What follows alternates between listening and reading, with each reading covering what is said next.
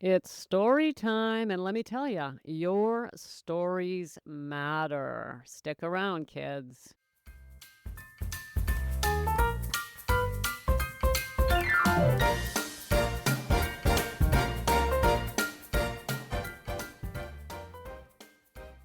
Welcome to Sobriety Snippets for Women Over 40, where we elevate our mindset and trade hangovers for higher consciousness, one powerful snippet at a time. I'm Becca Jacobson, and it's Friday story time here in Snippet Land. But before we start, gals, today I'm going to ask you. I just almost never do this. Someone mentioned to me, you should do that. You never do that. You should do that. What should I do? I should do this. Ask you to follow or subscribe the snippets. I mean, come on, people. No, it's my fault. I really should have thought of that a long time ago. I'm being a bit facetious. I have thought of it. I don't like to nag you. If you love the snippets, I'm going to assume you're smart enough to hit that follow button or the subscribe button. But hey, being reminded never hurts, does it? So if you're on YouTube, you can subscribe to the channel. If you're on Apple, you can follow, and etc., etc. That way you'll know whenever I publish a new episode. And it also tells the algorithm, hey, people like this. Let's show it to more people. And we want more women over 40 to join us here in Snippet Land, because Snippet Land is a powerful, life-changing place to be. So there it is. There's my request for you to take action today, gals. But actually, I want you to take action in more than one way. We are doing stories on Fridays.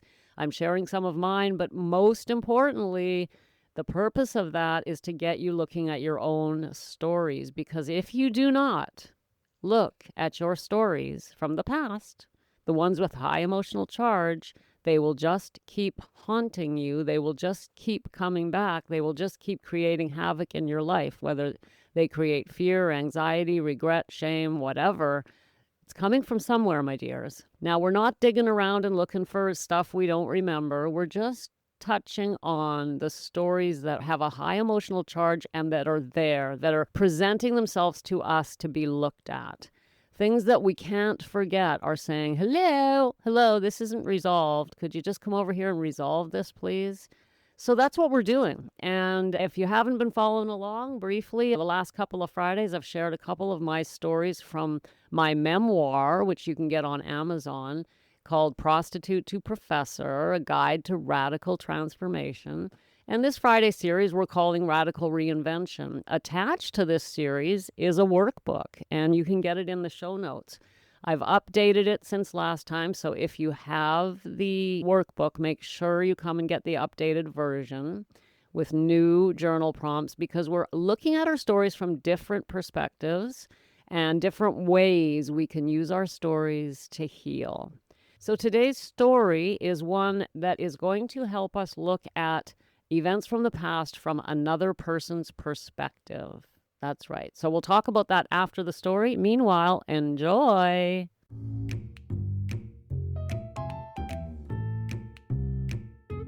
The Bathtub Murder.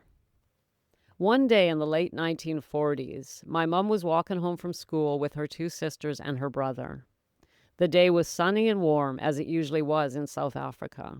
They would go home and play in the yard until dark. They knew better than to disturb their parents, who would be in the house drinking. It's what they did. Mom didn't care about that. She just wanted her mom to love her, so she tried to be a good girl. It didn't seem to work. Seemed like most times she irritated her mom no matter what she did, but her mom got irritated with everyone, so she tried not to take it personally. She was 8, and one of her favorite things to do was chew on wild parsley that grew underneath a spigot that was constantly dripping. Drip, drip, drip. The water was just enough to keep that little parsley plant alive, so Mom would go and chew on it. She liked it. Besides, there was nothing else to eat after school. This day, as they strode towards their tiny house, they saw a big, clean car parked in front of it and wondered who it could be.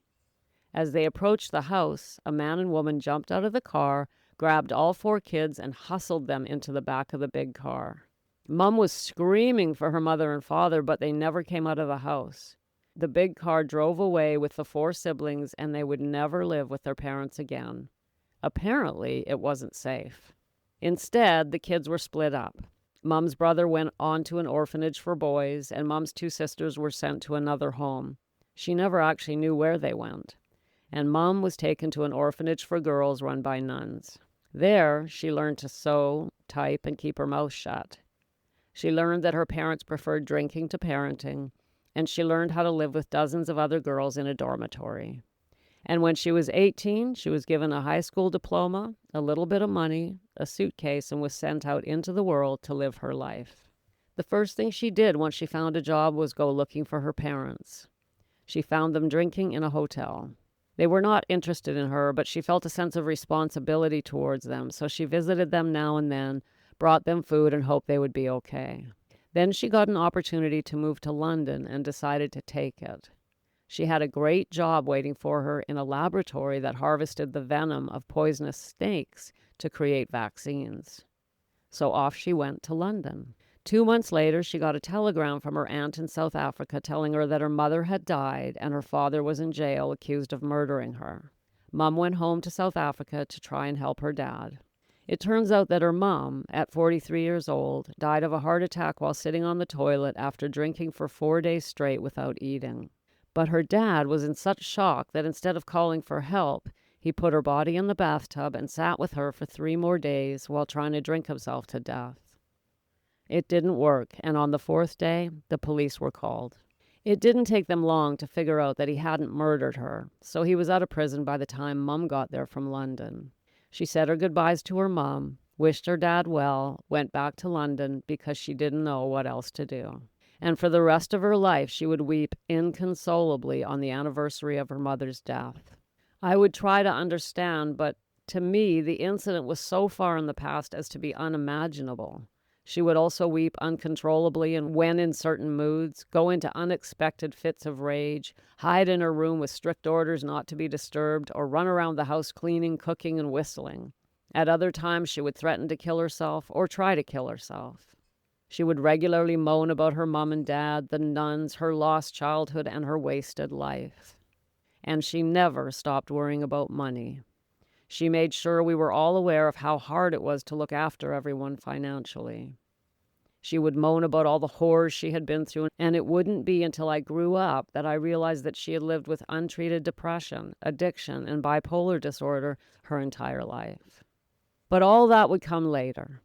When she left South Africa to go back to London, she was 22 years old, and when she got there, she would soon meet a young man who was there with the Canadian Navy, and he would donate his sperm to my creation and later advise me on my career paths. Everything that happened to my mom shaped who she became, and she, in turn, shaped who I became. But those are other stories. Well, my dears, that was a cute little story, wasn't it?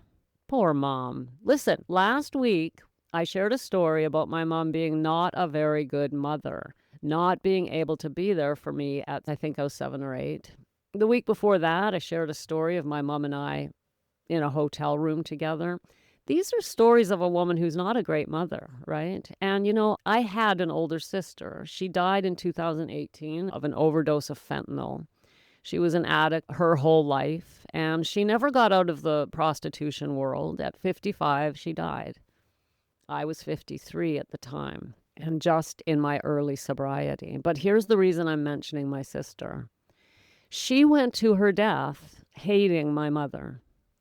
She couldn't speak about my mother in any other way, that everything was her fault. Becca, I don't understand how you can talk to that woman. This, of course, was before my mom died. My mom died when I was 36. But my sister hated her when she was alive and hated her right up until the day she died. She was full of resentment, full of hatred for that woman. Everything that happened to my sister was my mother's fault. Everything. Now, I've shared a couple of stories with you about my mom, and there are more. But if I can't stop and look at where she came from, when we've just looked at that, haven't we? And there's more to her life, of course. If I can't stop and look at that, then I can't understand her, can I? Now, this doesn't excuse what she did. It doesn't make it right. It was still painful. It still would have been really nice to have been mothered properly when I needed to be mothered. But all of that's impossible to change. The most important thing that I got out of writing this type of story, and not just this story, but other stories in my memoir, other stories from my life, really helped me to be able to forgive her and move on, unlike my sister. Now, the resentment and hatred my sister carried for my mother made my sister sick. It did not hurt my mother, especially that she was dead for the last 20 years before my sister died. When we resent others, what does it do? It poisons us. It does not hurt them. It hurts only us. And yet we want to hold on to it. We want to blame.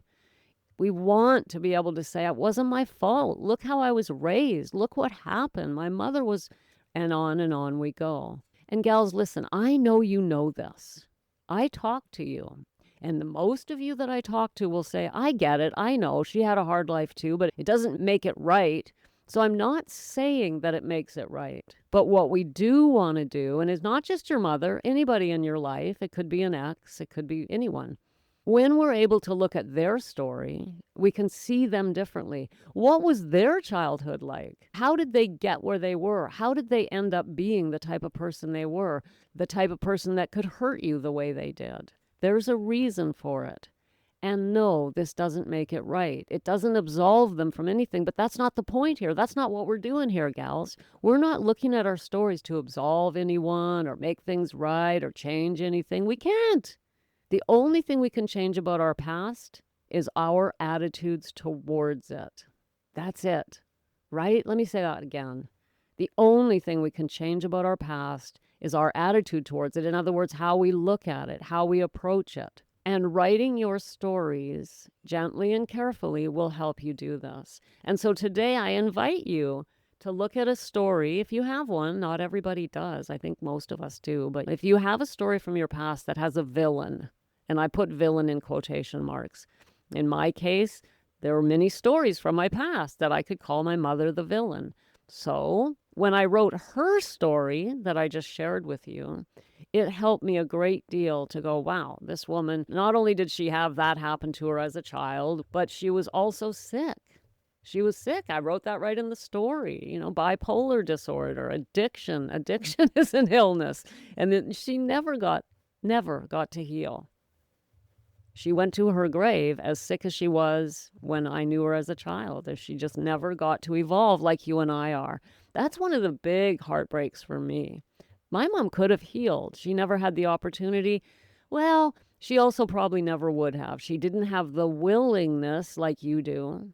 See, one of the things we need, gals, is a willingness to say, all right, let me find out why things are the way they are. Willingness to heal, willingness to forgive, willingness to move on with our lives so that we can make this the best chapter of our lives.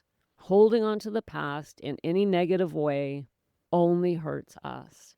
So today, I'm going to invite you to write one of your difficult stories, but instead of writing your story about it, write your villain's story. Have you written your mother's story, your ex's story, whoever it is?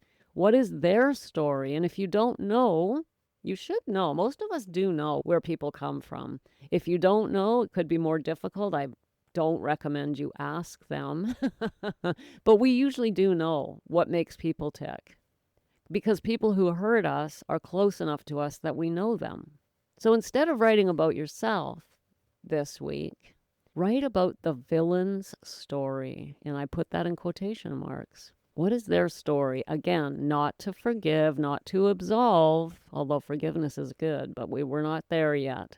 Just so you can see it. That will open up a doorway for forgiveness. And we are moving towards that, my dears.